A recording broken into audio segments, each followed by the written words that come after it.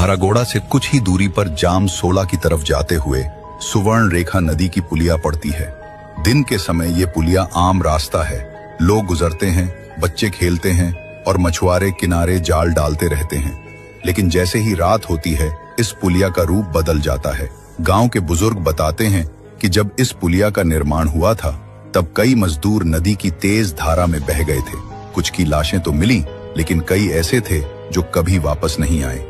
लोगों का मानना है कि उनकी आत्माएं अब भी इस पुलिया के नीचे भटकती हैं। रात में यहाँ से गुजरने वाले अक्सर बताते हैं कि हवा अचानक ठंडी हो जाती है। पुलिया के बीच में पहुंचते ही नदी के पानी से अजीब सी आवाजें आती हैं, जैसे कोई कराह रहा हो या मदद मांग रहा हो। एक बार की बात है, रमेश नाम का ट्रक ड्राइवर आधी रात को माल लेकर लौट रहा था। जब वो पुलिया के बीच पहुंचा तो उसने महसूस किया कि ट्रक का भार अचानक और भारी हो गया है। गाड़ी धीमी पड़ गई।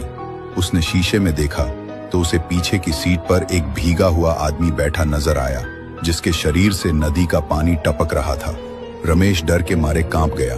उसने जोर से ब्रेक मारा, गाड़ी रुक गई। वो बाहर निकला और देखा तो ट्रक खाली था, लेकिन सड़क पर गीले पैरों के निशान बने हुए थे जो सीधे पुलिया के किनारे की ओर जा रहे थे और अचानक पानी में गायब हो गए। उस दिन के बाद रमेश कभी रात में उस पुलिया से नहीं गुजरा।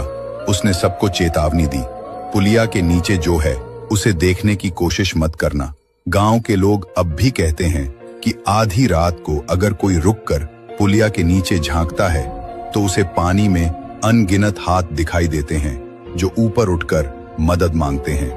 कुछ का मानना है कि वे हाथ उन मजदूरों के हैं जो पुलिया बनाते समय मरे थे, और कुछ कहते हैं कि ये नदी के क्रोध की छाया है जो हर साल किसी न किसी को अपने साथ बहा ले जाती है।